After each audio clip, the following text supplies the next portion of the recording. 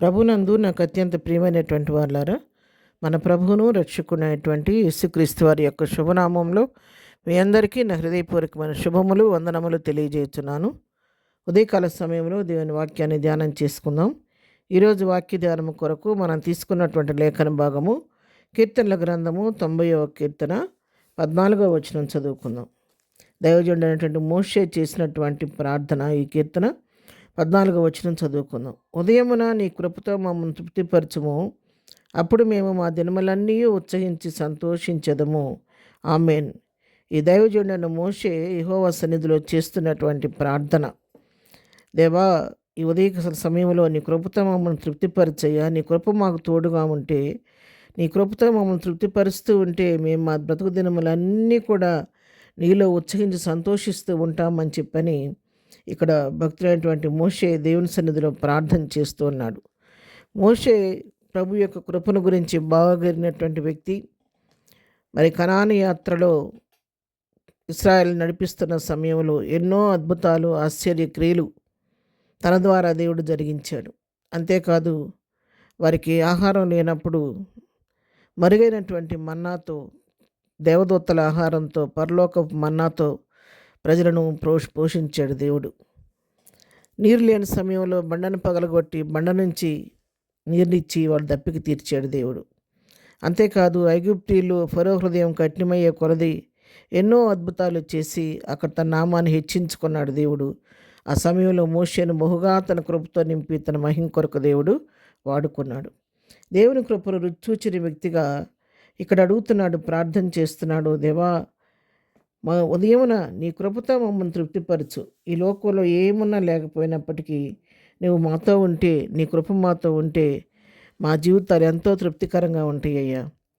అంతేకాదు, ఈ లోకంలో ఆస్తులు, అంతస్తులు, హోదాలు కాదు, కానీ నీ కృప మాకు తోడుగా ఉంటే, నీ కృపతో మమ్మల్ని తృప్తిపరిస్తే మేము మా దినములన్నీ సంతోషంగా ఉంటాము, నీ సన్నిధిలో ఉత్సహిస్తూ ఉంటాము అన్నాం. అవును ప్రియులారా, ఈ లోక సంబంధమైన వాటిని బట్టి మనం సంతోషించడం, ఉత్సహించడం కాదు, కానీ ఎల్లప్పుడూ కూడా ప్రభు కృపను బట్టి మనం సంతోషిస్తూ ఉండాలి. మన అతిశయం ఆయనే.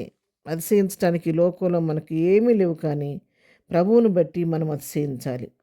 ప్రభువు మనతో ఉంటే, ఆయన బుద్ధి, జ్ఞానం, సర్వసంపదలు ఆయనలో ఉన్నాయి కాబట్టి ప్రభువు మనతో ఉంటే వారి జీవితాల్లో కొదువు అనేది, కొరత అనేది ఉండనే ఉండదు. కీర్తన గ్రంథం 32వ కీర్తన 11వ వచనం చదువుకుందాం.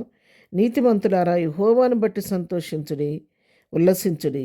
యథార్థ హృదయులారా, మీరందరూ ఆనందగానము చేయుడి. ఇక్కడ కూడా భక్తుడు దావీదు చెప్తున్నాడు, నీతిమంతులారా, ఈ లోకంలో దేన్ని బట్టి కాదు, కానీ యెహోవాను బట్టి సంతోషించండి, ఉల్లసించండి. యథార్థ హృదయులారా, మీరందరూ కూడా ప్రభు సన్నిధిలో ఆనందగానము చేయండి అని చెప్పని ఇక్కడ భక్తుడైన దావీదు కూడా మరి తన యొక్క ఉద్దేశాన్ని తెలియజేస్తున్నట్టుగా మనం చూస్తూ ఉన్నాం.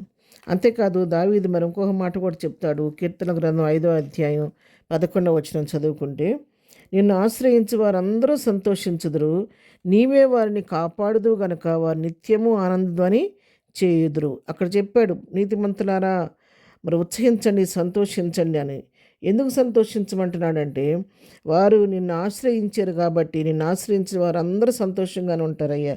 ఎందుకంటే నువ్వు వారిని కాపాడుతావు కాబట్టి, వారికి నీ కవిగిట్లో వారిని భద్రపరుస్తావు కాబట్టి, కంటికి రెప్పలాగా నువ్వు వారిని కాపాడుతూ ఉంటావు కాబట్టి, నీ కృప ధననిధుల నుంచి వారి అవసరాన్ని నువ్వు తీరుస్తూ ఉంటావు కాబట్టి, వారు దేని గురించి చింతపడాల్సిన అవసరం లేదు కాబట్టి వారు నిన్ను బట్టి సంతోషిస్తూ ఉంటారు, వారు నిత్యం ఆనందాన్ని చేస్తూ ఉంటారని చెప్పి భక్తులైన దావీదు ఇక్కడ మళ్ళా ఈ కీర్తనలో కూడా తన యొక్క మరి అనుభవాన్ని తెలియజేస్తూ ఉన్నాడు. అవును ప్రియరా, ఉదయకాల సమయంలో వాక్యం వింటున్నటువంటి మీతో, నాతో కూడా ప్రభు మాట్లాడుతున్నాడు.